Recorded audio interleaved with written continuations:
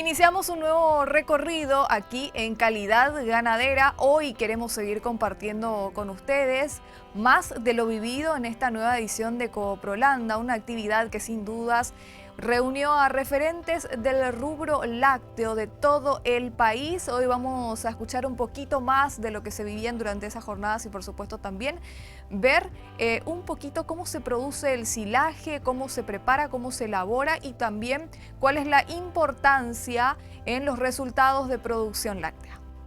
Cooprolanda es el evento más importante del rubro lácteo. Se realiza en la cuenca lechera más grande del país, Juan Eulogio Estigarribia, ex Campo 9, departamento de Caaguazú. En el lugar se encuentra el centro de eventos de la cooperativa La Holanda, un salón con capacidad para 1000 personas. De la sexta edición de la Expoferia, participaron especialistas nacionales e internacionales, quienes compartieron sus conocimientos con estudiantes, productores y técnicos. En ese sentido, el veterinario Elandro Muhammad disertó sobre la confección de silaje de calidad y el uso de aditivos para la producción láctea. Hacer un silo, por lo que ustedes ven ahí, no es una sola cosa, no es solamente que venga la persona que tiene la máquina y lo confeccione. Empieza desde mucho antes e involucra muchas cuestiones. Y algo que no mostró el video, que también es clave, es la extracción y el suministro de ese silo. Muchas veces logramos una calidad excepcional y luego tenemos problemas en la extracción y suministro y el silo no está en buen estado. Vamos a hablar de eso también. Entonces, de silajes, de procesos, de tipos de silo, de pérdidas asociadas, de dimensionamiento de silos, de confección, compactación, inoculación, uso de cracker y tapado. Por supuesto que yo puedo hablar, siempre digo, 3 días de esto, pero vamos a tratar de dar tips para que en 45 minutos ustedes lleven probablemente algunas ideas de mejora o por lo menos entender la importancia del silo de calidad. ¿Por qué hacemos silo? Sería la primera pregunta que yo me hago. ¿Por qué tengo que hacer silo? Antes se hacía silo. El silaje o el proceso de conservación por fermentación es un proceso de conservación de alimentos que tiene miles de años. ¿Está? Y no es de ahora. ¿Qué quiere decir? Muchas veces la humanidad trató de diferir alimentos, momentos de mucho alimento, diferirlo para utilizarlo en momentos donde hay escasez. Típico de los lugares donde hay nieve, donde se puede cosechar una vez al año. Entonces, eso, a partir de ahí empiezan los procesos de fermentación como formas de conservación de alimentos. No solamente hay fermentación en el silaje, sino que también hay en la leche, cuando hacemos yogurt, en los quesos, en los salames, en un montón de alimentos, el chucrut.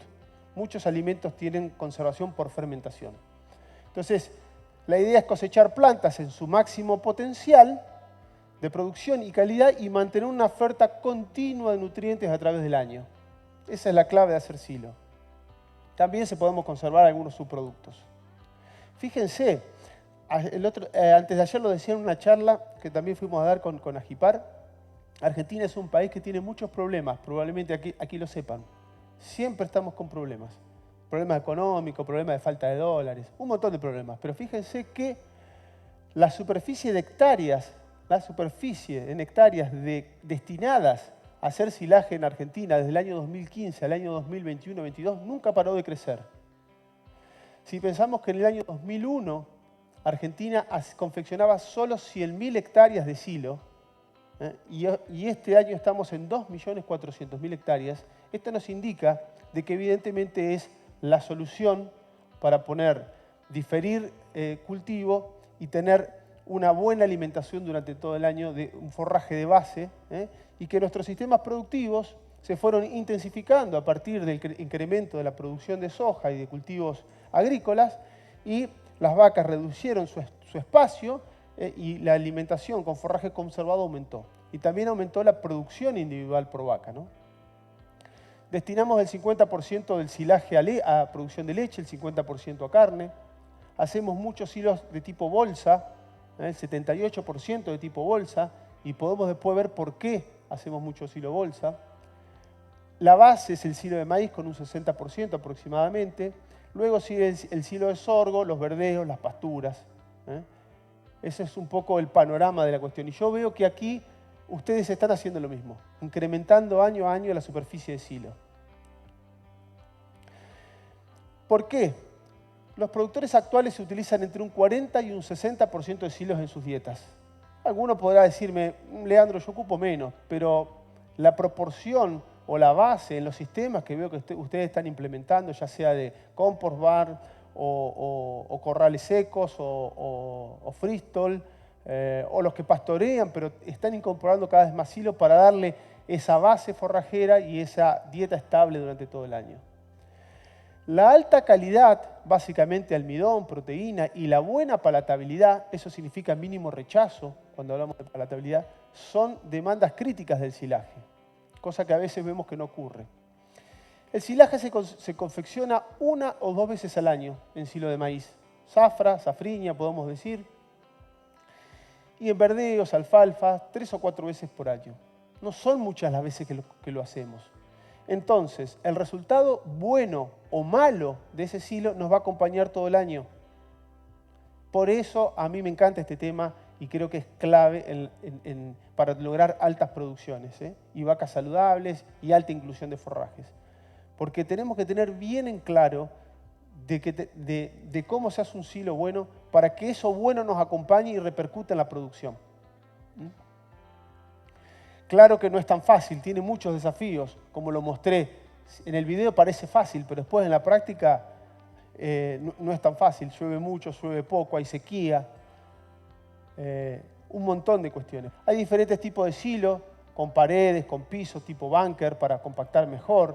Otros de tipo trinchera, que yo veo aquí en la zona, donde hacemos un pozo para darle paredes, también funciona bien, siempre funciona bien. Tipo parvo torta, donde lo hacemos en el piso y tapamos, eso es otra forma de hacerlo. Y como yo les decía, que también veo mucho aquí, son los famosos silo bolsa, donde compactamos dentro de la bolsa. Todas las opciones son válidas. Una pregunta frecuente que me dicen es ¿cuál es mejor? Va a depender un poco del sistema productivo que cada uno de ustedes tenga y del número de animales que uno tiene. Si yo, por ejemplo, tengo 50 vacas en ordeña y hago un silo de este tamaño, probablemente voy a tener muchos problemas de pérdidas, muchos problemas de pérdida en el momento de la extracción. Si yo escarbo el silo voy a encontrar que está bueno, pero cuando yo debo comer ese silo está caliente, empieza a tener hongo, rechazo por parte de los animales. Yo voy a tratar de explicarles por qué pasa eso. Entonces, el sistema de guardado, primer punto, tiene que ver con cómo yo doy de comer o con cuántos animales tengo. Eso es un cálculo que tienen que sacar ustedes con sus técnicos, sus ingenieros, pero indudablemente que tengo que sacar una proporción de 20, 30 centímetros todos los días para que ese silo se mantenga fresco. Ahora, ¿qué es por definición? Yo dije que es un alimento fermentado. ¿Qué es la fermentación? Es una biotransformación. ¿Por qué bio? Porque lo hacen microorganismos. Una biotransformación de azúcares que están en la planta a ácido. Así de simple. O sea, cuando yo cosecho esa planta, la cortopico, la piso, lo que va a haber es microorganismos que se empiezan a alimentar de azúcares y las transforman en ácidos. ¿Está? Esa acidificación va a hacer que el pH, que es la medida de medir la acidificación, baje, y cuando el pH baja, ¿qué pasa? Los hongos, las levaduras, los microorganismos como clostridios no se multiplican, y eso hace que se detenga de alguna manera la actividad biológica del silo y eso no se pudra y lo pueda guardar a través del tiempo. Por supuesto que para que haya fermentación tiene que haber microorganismos, tiene que haber azúcar, no tiene que haber oxígeno, por eso se compacta, y tiene que haber una cosa más, humedad. Si yo deshidrato algo, por el contrario, es otro método de conservación, que es la enificación, ¿qué es lo que hago? Saco todo el agua de la planta, porque si saco el agua, ¿qué pasa? Los microorganismos no se multiplican. ¿Está? Entonces hay dos métodos de conservación que ustedes todo el tiempo usan. La enificación y la fermentación.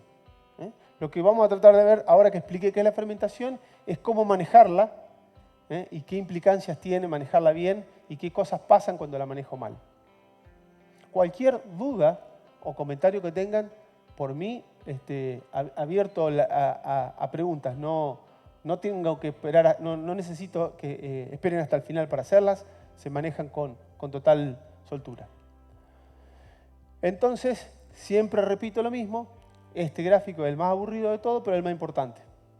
Si ustedes entienden este gráfico, ya se pueden parar acá y dar una charla como yo. Porque esto es como, siempre digo, el médico antes de curar, ¿qué tiene que aprender? ¿Cómo es una persona sana? O el veterinario, ¿cómo tiene que saber una enfermedad? Primero tiene que saber lo que es sano. Entonces vamos a ver cómo es el proceso fermentativo. Lo voy a tratar de explicar para que todos me entiendan. Veo que hay estudiantes, productores, técnicos. Voy a tratar de que todos me entiendan qué ocurre. Y a partir de entender qué es la fermentación, van a empezar a pensar, por eso me pasa esto, por eso me pasa lo otro, por eso el forraje queda negro, por eso a veces tiene hongos. Lo van a entender cuando entiendan esta gráfica. Entonces voy a tratar de no aburrirlos, pero explicarles qué pasa. Entonces, el día 0, aquí, cuando está la línea de puntos, es cuando tapamos ese silo, ya pusimos los neumáticos o hicimos la bolsa y la cerramos. Ahí empieza el proceso. ¿Y qué va a pasar? La planta va a seguir respirando porque queda un poco de oxígeno atrapado, siempre. Cuanto menos oxígeno atrapado quede, menos respiración. Y ciertos microorganismos que transforman azúcares en diferentes gases van a poder actuar mientras haya oxígeno. Entonces, la primera fase, que es la fase de respiración y metabolismo microbiano, va a hacer de que el calor suba, porque el metabolismo de la planta y la transformación de azúcares a dióxido de carbono genera ese gas, genera calor. Por eso ustedes cuando confeccionan un silo, pueden ver que en el segundo o tercer día, si harían un agujero, cosa que no recomiendo, ponen la mano, va a estar caliente. ¿Está? ¿Cuánta temperatura puede levantar un silo? ¿Alguien sabe? ¿O debería levantar? Si alguien se anima. 60, puede ser. Ojalá no tanto. Ojalá no tanto. Del día de la temperatura ambiente que hace el día de la confección, por ejemplo, 30 grados, vamos por un día de calor, no debería subir más de 8 a 15 grados. Puede subir a 60, gracias por tu contribución, pero eso indicaría que le falta compactación. Que el periodo de respiración y de metabolismo microbiano es muy extenso. Ahora, una vez que ese oxígeno se consuma por completo, por los microorganismos que consumen silo, se va a empezar a producir ácidos, como les dije, ácido acético, butírico, láctico, van a empezar a producirse ácidos y el pH va a empezar a bajar, como muestra aquí la gráfica. La planta tiene más o menos 6,8 de pH, que es la manera de medir la acidez, como les dije. Produzco ácidos, los ácidos hacen que el pH baje.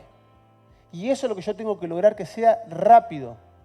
Y es una de las primeras cuestiones por las que siempre recomendamos usar un aditivo microbiano, que tenga alta cantidad de microorganismos que sean capaces de producir drásticamente esta caída. ¿Para qué? Para reducir las pérdidas por dióxido de carbono, que es el gas que genera el consumo de azúcares en presencia de oxígeno. Genera calor. Cuando ustedes vean calor, se está produciendo eso. Una vez que el pH logra valores por promedio 4, pero ojalá menos de 4 para maíces, el silo logra cierta estabilidad. Y ahí lo puedo guardar a través del tiempo. Siempre hago la misma pregunta, ¿cuánto tiempo puedo guardar un silo? Y lo puedo guardar durante mucho tiempo. Es como una lata de conserva, en la medida que no le entre aire. Por ahí lo que nos juegan en contra son la calidad de los plásticos, pero si yo lograra un hermetismo total, lo puedo guardar a través de años. También cuento siempre la misma anécdota. En mi laboratorio tengo 2 silos de alfalfa en frasco de mermelada que confeccioné en el año 2012 y están perfectos. ¿Está? ¿Hasta cuándo van a estar perfectos? Muchos años más. ¿Cuándo se van a deteriorar? Cuando yo lo abra y empiece a entrar el aire.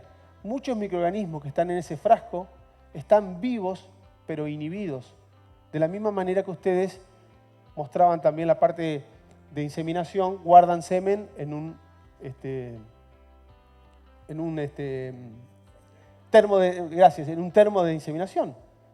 Cuando sacan el espermatozoide, sacan la pajuela, la llevan a temperatura y los microorganismos vuelven a vivir. Lo mismo pasa acá.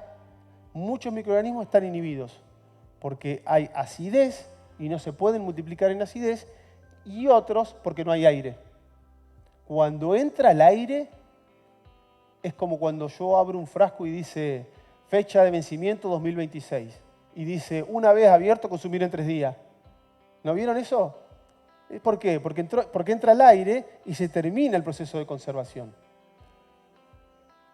Entonces, una vez que entra el aire, los microorganismos, fundamentalmente levaduras, que son ácido tolerantes, empiezan a consumir ácidos, los comen el ácido láctico, comen todo lo que producía esa acidez, el pH empieza a subir, se empieza a generar calor.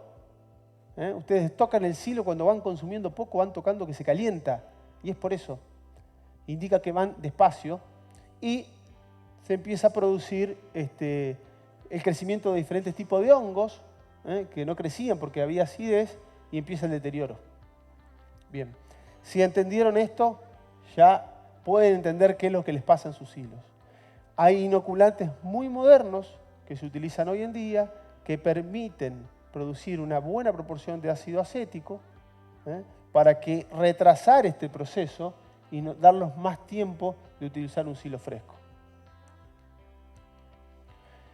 Como ya les dije, un buen silo no se hace solo con una buena máquina, sino ya un poco lo resumimos, voy a pasar, pero construir un silo adecuado, cosechar a la madurez adecuada, cortar con el contenido de humedad adecuado, picar al tamaño óptimo, inocular, llenarlo rápidamente, compactarlo, cubrir bien y extraer a la velocidad y con el método adecuado. Ese es el resumen de lo que hay que lograr. Tengan en cuenta que el desafío en el ensilaje es perder lo menos posible. ¿Se acuerdan que les mostré una alfalfa que era preciosa? El problema es que de ahí siempre vamos a obtener menos, no más. Siempre vamos a obtener menos, no más. Menos calidad y menos cantidad. ¿Está? Muchas veces no tienen en cuenta ustedes o no tenemos en cuenta que si uno cosecha 10 hectáreas de silo de maíz, no llegan 10 hectáreas de silo de maíz a la boca de la vaca. Llegan 9, llegan 8, el resto se pierde. ¿Cómo son esas pérdidas? Por fermentación, bacterias que en vez de producir ácido láctico, producen otro tipo de ácidos como butírico, acético, se genera dióxido de carbono. El dióxido de carbono es gas que se pierde de la materia orgánica del silo, ¿no? Entonces perdemos peso. Por efluentes, cuando lo hacemos muy húmedo, ustedes vieron cuando hacen un silo, puede ser de pasturas, puede ser que lo hacemos sin presecado y que se forman esos líquidos o efluentes, ahí se van azúcares, se va proteína, se va nitrógeno, se va fósforo, muchas cosas perdemos en el efluente, pérdidas de campo, ya vamos a ver algunas, pérdidas en llenado y luego, como les dije, el deterioro en la fase de extracción. Esto lo veo mucho. Tenemos muchos problemas de baja tasa de extracción o silos muy grandes. Todo lo podemos controlar, pero hay que tener en cuenta que existen esas pérdidas y hay que tratar de reducirlas.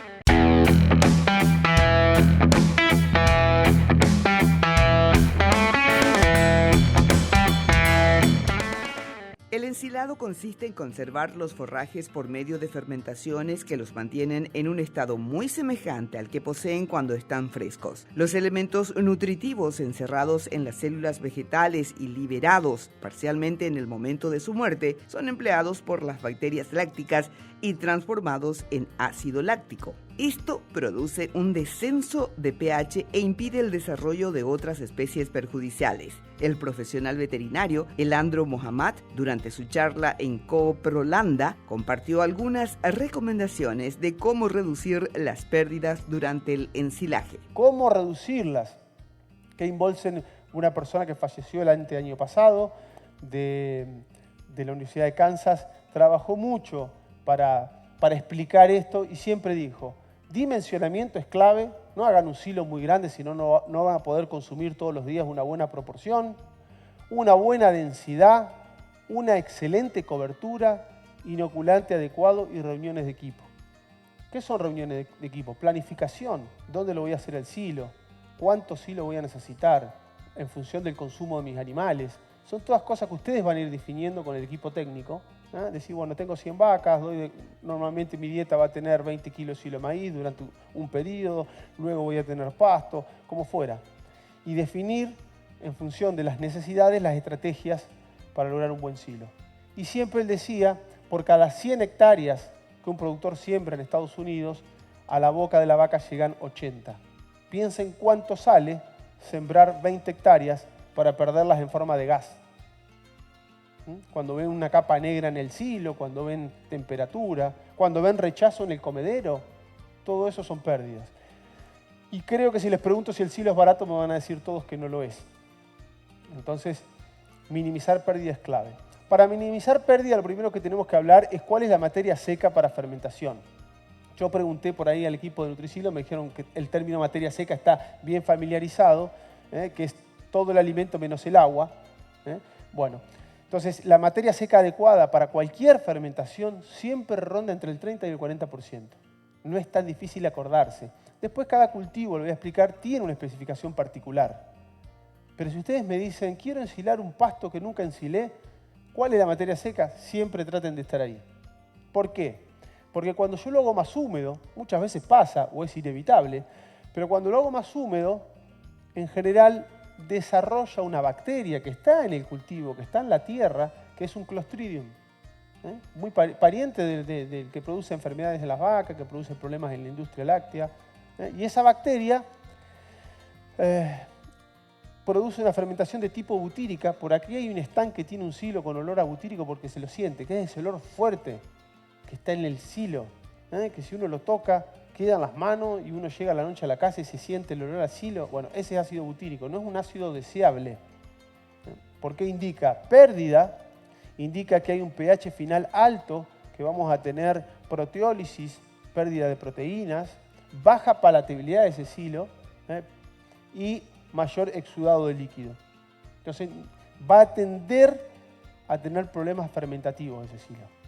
¿Podemos corregirlo? Sí, hay aditivos que pueden ayudar a disminuir eso, matando este Clostridium. Otros microorganismos que producen inhibición de este. Pero, indudablemente que no quiero un silo muy húmedo.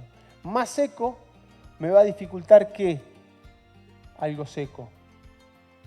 La compactación. Tomen un silo de maíz o material de maíz con más del 40% de materia seca, hacen así de materia seca y se expande. Hace un efecto esponja. Es difícil de compactar. Entonces, cuando tengo algo seco, ese oxígeno que queda atrapado favorece el desarrollo de levaduras y hongos. Son silos que en general tienen más hongos. Y aerobiosis prolongada, micotoxinas, son bajos en azúcares. Como queda aire atrapado, se levanta más la temperatura, se eleva más la temperatura. Se los mostré en el cuadro inicial. Y si se eleva más la temperatura, se pone marrón el silo, se pone oscuro. Eso es lo que pasa cuando está más seco el forraje, ¿no? Luego, yendo en particular, como les dije, en una pastura quisiera tener un mínimo de 30% de materia seca para que no haya efluentes y no más de 45% de materia seca porque no lo voy a poder compactar bien. Siempre que lo hago con más de 45% de materia seca en una bolsa, una pastura, ese entramado de fibra, empiezo a ver focos de hongos, si alguna vez lo vieron, diferentes focos de hongos, y tiene que ver con que es difícil compactar ese material. El maíces y sorgos, la materia seca adecuada, yendo ya a lo más específico, ojalá siempre estuviera entre 32 y 36% de materia seca. Ojalá. No siempre es posible. Este año tuvimos, por ejemplo, una sequía tremenda en Argentina y no todos los maíces quedaron ahí, pero hay que tratar de apuntar a que quede ahí, porque es el punto donde la planta tiene la mejor concentración de nutrientes entre relación de carbohidratos, proteínas, vitaminas y minerales. O sea, vamos a tener una buena cantidad de almidón, que está en el grano, y una buena digestibilidad de fibra, que es la otra parte importante en un silo. Normalmente está dado cuando tenemos entre 1/3 de línea de leche, el grano va madurando de afuera hacia adentro, cuando la parte de afuera está consolidada en 1/3 y luego podemos tocar que hay la parte lechosa comienza ahí, decimos estamos en 1/3 de línea de leche, ya podemos empezar a hacer silo y ojalá no más de 3/4 de línea de leche como máximo, para que ese grano no se consolide, sea difícil de romper y perdamos calidad de fibra. Entonces ahí está más o menos dado el rango que deberíamos manejar. Media línea de leche sería como la situación ideal, ¿no? Indudablemente que la materia seca impacta en la calidad nutricional. Entonces acá puse materia seca o maduración del silo de maíz impacta en la calidad. Esto es almidón. Les explico cómo son estos gráficos. Son el número de muestras analizadas. No me marca pero todo lo que dice abajo 30 son silos con menos de 30% de materia seca y en la otra punta dice 50% de materia seca. Entonces, cuando lo hago muy húmedo, 30% de materia seca, normalmente tengo 26% de almidón. Tengo poca cantidad de almidón. Por el otro, entonces estoy perdiendo cantidad de almidón. Y cuando lo hago muy seco, voy a tener más almidón, 40%, y uno podría decir que bueno que es eso, pero va a ser de muy baja digestibilidad y muy difícil de romper con el cracker. Entonces, idealmente entre 30 y 40% de materia seca debería estar, como les digo, ojalá siempre 32, 38 para tener 35% de almidón, que es el del medio, y lograr la mejor calidad posible. Lo mismo pasa con la digestibilidad de la fibra, la digestibilidad de ese almidón, que es la utilización a nivel ruminal. Siempre quiero tener digestibilidad ruminal del almidón arriba del 82, 85% a las 7 horas y lo logro siempre cuando estoy ahí en el medio, 35%. O sea, hay varias razones que explican por qué debo caer en esa materia seca. Lo mismo la digestibilidad de la fibra. Cuando está más húmedo tengo mejor digestibilidad de fibra, pero pierdo almidón. En cambio, cuando estoy en el medio, logro una buena proporción de ambas cosas, que son las cosas que busco. Indicadores de calidad para un silo de maíz. No tiene que ver con la cuestión de fermentativa, pero siempre tengan en cuenta. Cuando tengan que hacer un silo de maíz, encontrar una FDN baja, que es la parte fibrosa, la lignina, que es la parte más indigerible, baja, una alta digestibilidad de fibra, que es TTNDFD, está expresado acá, o digestibilidad de la fibra a las 30 horas deben ser altos, el almidón debe ser alto. Esos son indicadores a un análisis, estuvimos viendo esta semana también algo de análisis, son indicadores de buena calidad. Tamaño de picado es una pregunta muy frecuente. ¿Cómo pico el silo?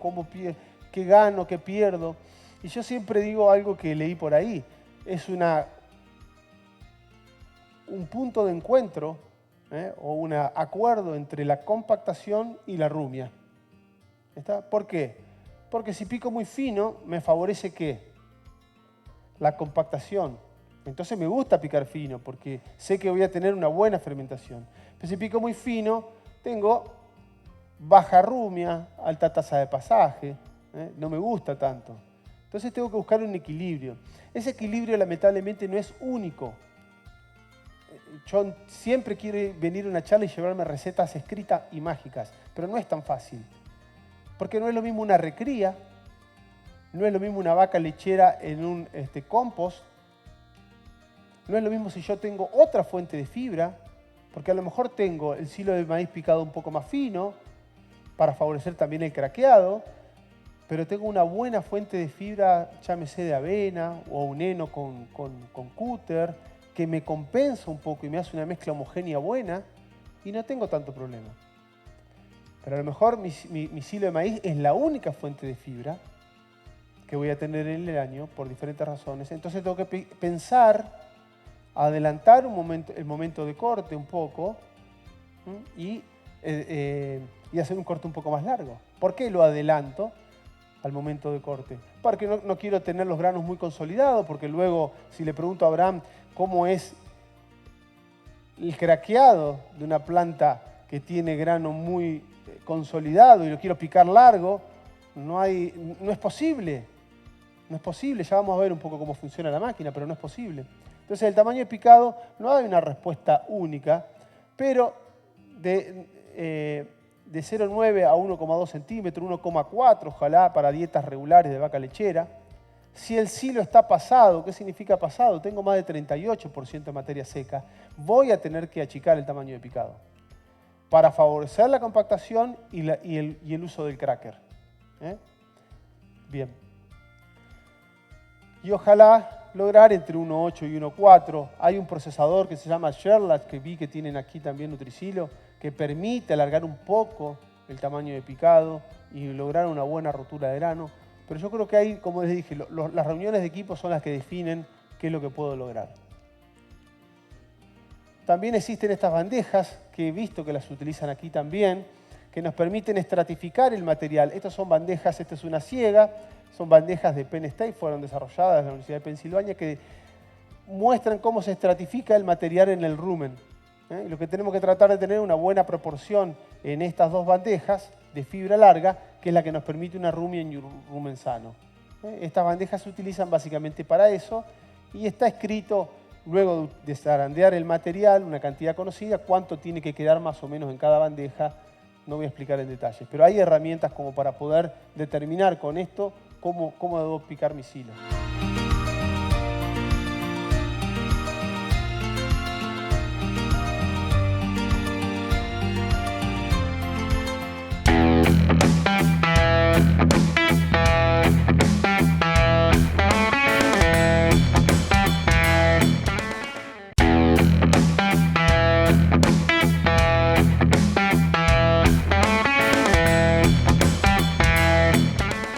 Durante la feria se presentaron charlas técnicas muy importantes para la capacitación de los productores. La nutrición animal es un factor fundamental en la producción láctea. En ese sentido, Cooprolanda contó con la participación de técnicos especialistas en nutrición animal para capacitar a los productores. El ensilaje es un método de conservación de forrajes o subproductos agrícolas con alto contenido de humedad, 60-70%, mediante la compactación, expulsión del aire y producción de un medio anaeróbico que permite el desarrollo de bacterias que acidifican el forraje. El valor nutritivo del producto ensilado es similar al del forraje antes de ensilar. Sin embargo, mediante el uso de algunos aditivos se puede mejorar este valor. Y tenemos que tratar de que todo el material pase por aquí y salga cortapicado en el menor tiempo posible. No es fácil de lograr eso. ¿Por qué? Porque el material no solamente está cortado con las cuchillas, sino que todo el material tiene que pasar por este aparato. Lo pueden pasar a ver en el stall de Nutricilo. Hay uno que está fuera de la máquina, se los pueden mostrar ahí. Todo el material tiene que pasar entre medio de estos dos rodillos para romper los granos. No solamente rompe los granos, sino que ayuda a romper el marlo, ¿está bien dicho? El marlo, lograr una homogeneidad en todo el alimento y disminuye mucho las pérdidas a la hora de dar de comer.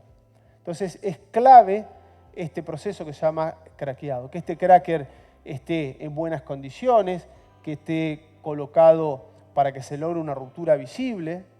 Esto es clave para lograr un buen aprovechamiento de la energía de ese silo. Acá está un poco el diseño de la máquina, donde corta y luego pasa todo el material y se eleva. Y debería quedar así, una buena fibra, un buen corte, granos sin todos los granos dañados. En el laboratorio se puede medir, no me voy a explayar en eso, pero podemos definir qué tan bien craqueado está, haciendo una zaranda también y midiendo la cantidad de almidón. Ya hay técnicas muy desarrolladas, fáciles de hacer, para ver si está craqueado bien un maíz. Siempre encontramos esto. En Argentina es muy frecuente encontrarnos con esto, muy frecuente. Parece que nos lo regalan al grano, muy frecuente. Encontrar mucho grano ahí, ¿no? Esto es un lavado de bostas de vacas lecheras de alta producción, de 44 litros. Entonces uno dice, qué buena producción, 44 litros. Pero fíjense cuando hacemos un lavado de bosta, y esto lo hice en Estados Unidos, fíjense cómo veo fibra y veo grano. Significa que a pesar de que probablemente es una buena producción, se puede seguir mejorando la eficiencia. Así como yo quisiera ver un lavado de bostas, todo el material digerido, no quiero encontrar granos. Se puede cuantificar todo hoy en día, ¿no? Y esto lo tomamos en Brasil. Fíjense, ahí tienen un gallo que está comiendo de la bosta. Siempre digo lo mismo, si está comiendo es porque hay energía disponible.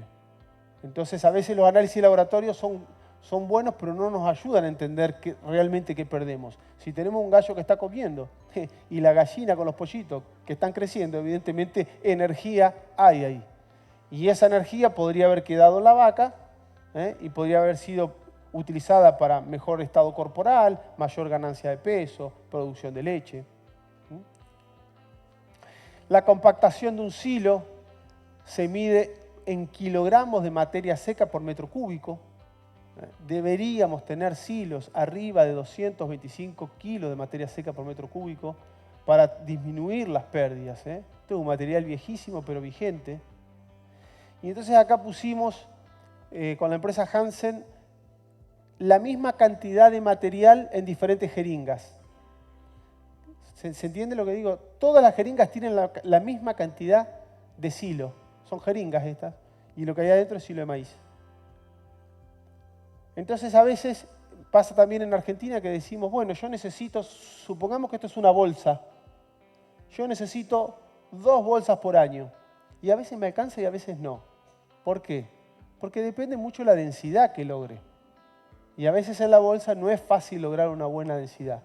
Tienen que trabajar con empresas que tengan buenos equipamientos para lograr una buena densidad de silo. Menos densidad, más formación de gas y más pérdidas, ¿no? Entonces, tenemos que tratar de estar acá para lograr una buena compactación.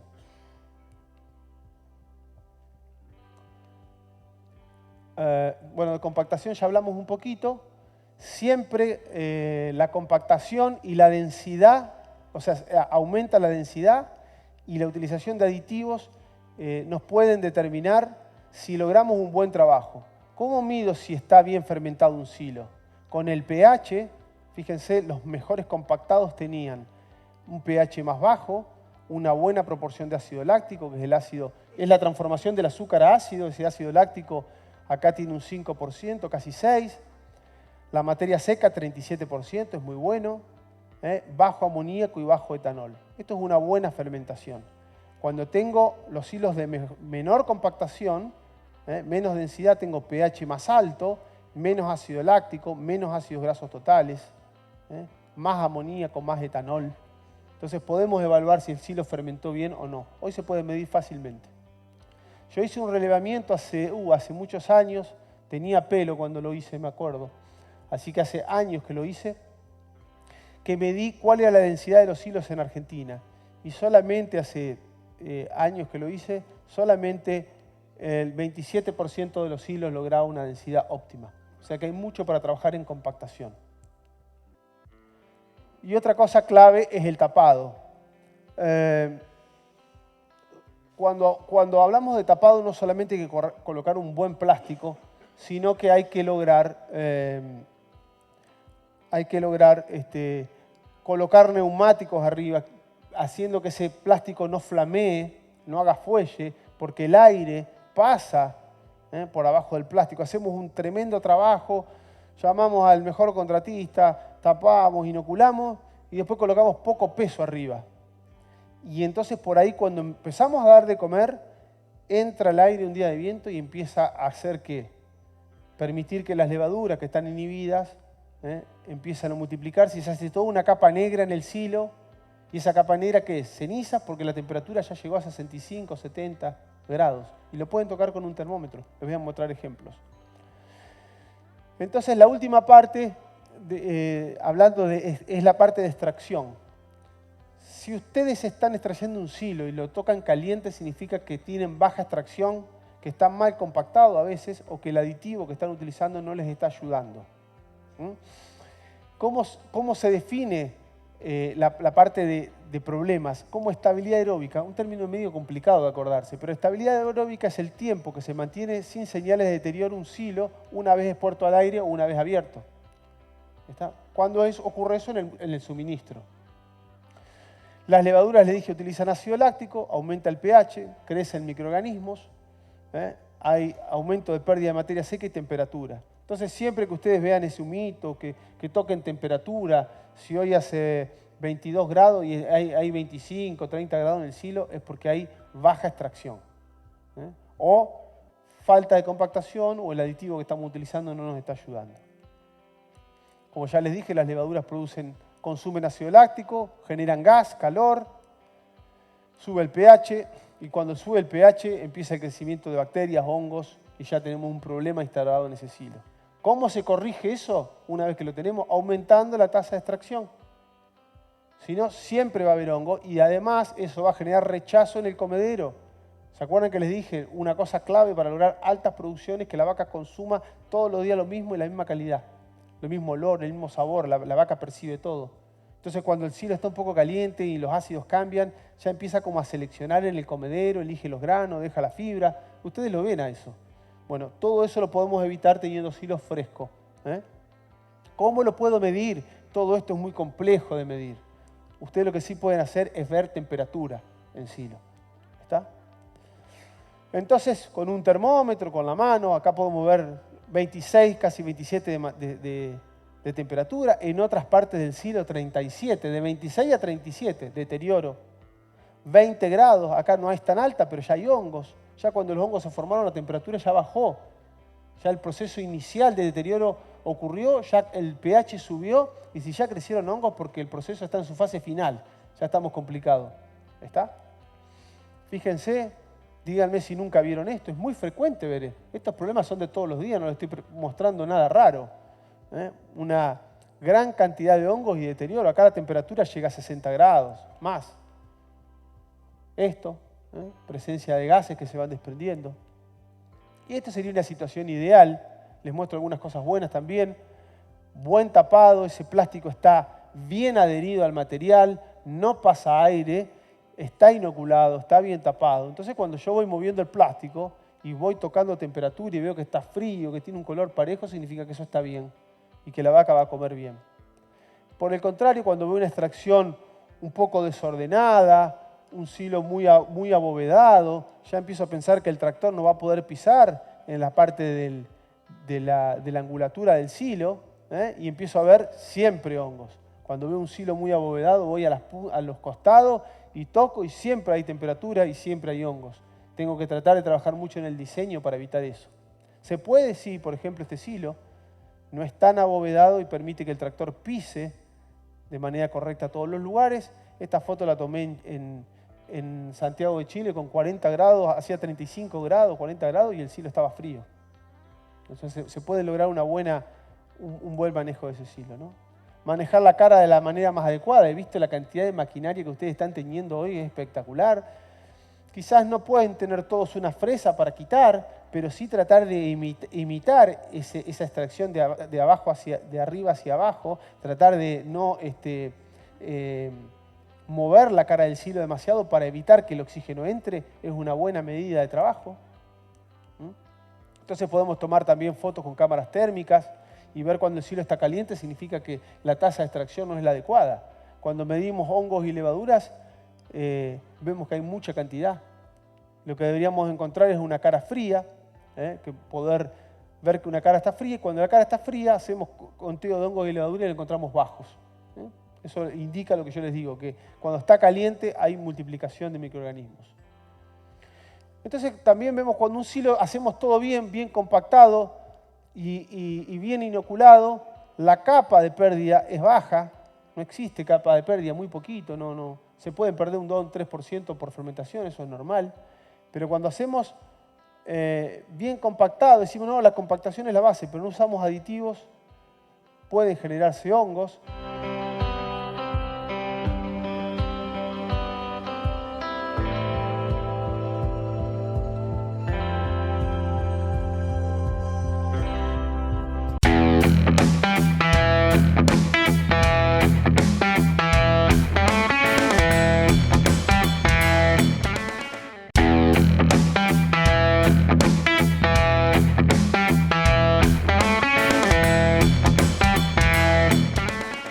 Mejorar la producción ganadera constituye un importante objetivo que es preciso alcanzar con gastos de explotación bajos. Para ello es fundamental disponer, a lo largo de todo el año, de una alimentación base para el ganado constituida principalmente por forrajes. Por lo tanto, interesa intensificar al máximo la alternativa forrajera y asegurar la conservación de forraje cosechado para dárselo al ganado en aquellas épocas en que no se dispone de forrajes frescos.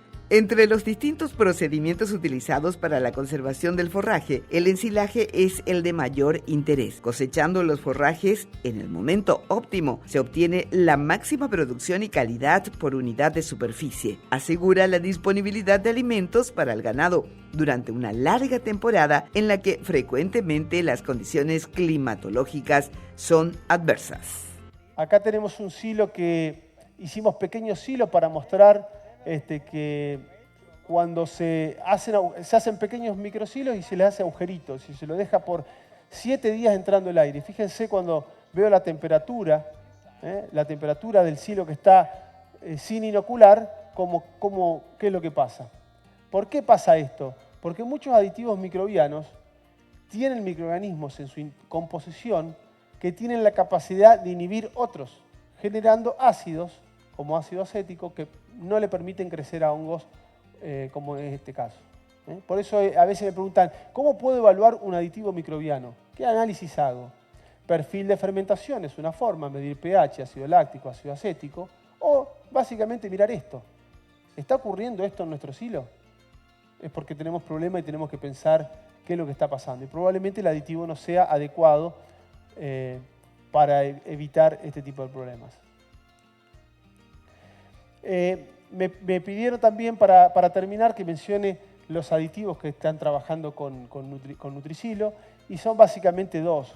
Estos aditivos los trae Agipar, son de la empresa Hansen, que es quien me invitó a participar, que es una compañía de Dinamarca que tiene ya 150 años, que no son pocos, trabajando en procesos fermentativos.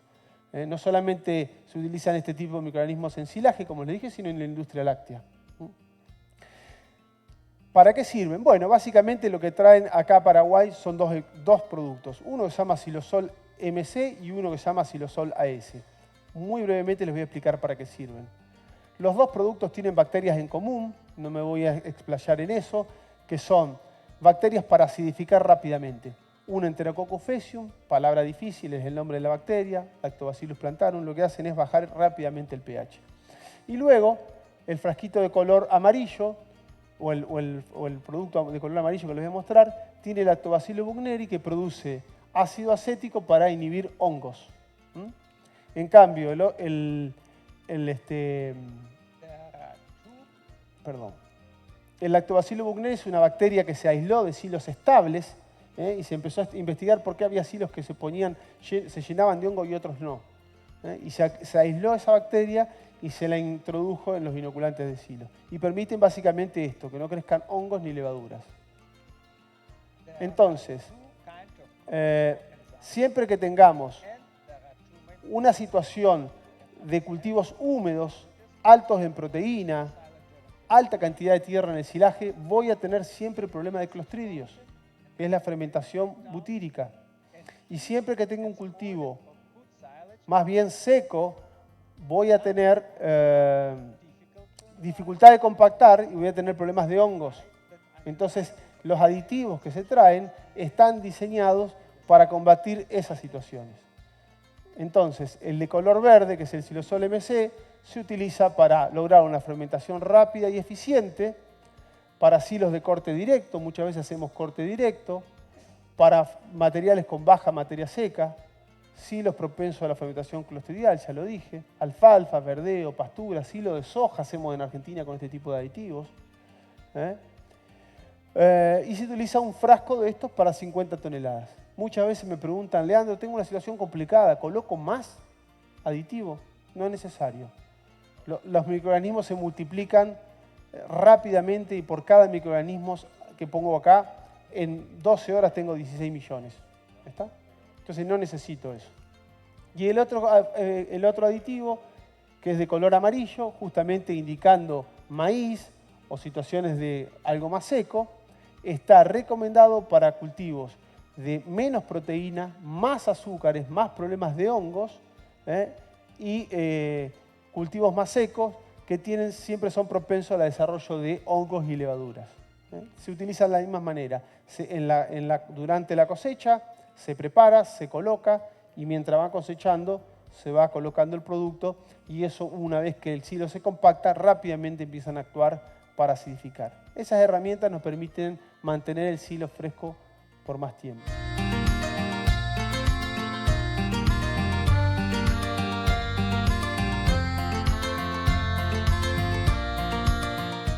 Y de esta forma nosotros vivíamos estos momentos tan interesantes y educativos, por sobre todo, gracias a las cámaras del canal de la producción, este equipo que vive recorriendo punto por punto del país y que tienen que estar atentos porque en nuestra próxima edición los vamos a sorprender con más información. De momento, muchas gracias y hasta la próxima.